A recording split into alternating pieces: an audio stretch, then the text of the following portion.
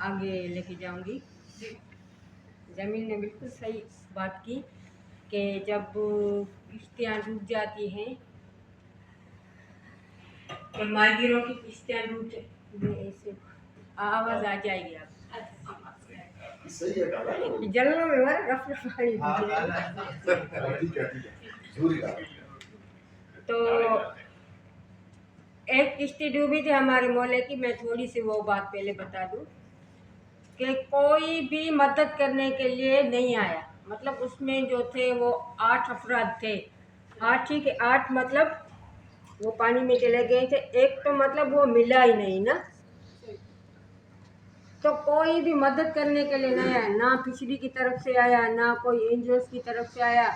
मोहल्ले वालों ने अपनी मदद आप की, मतलब उन लोगों को तलाश करने में या मतलब घर के जो हालात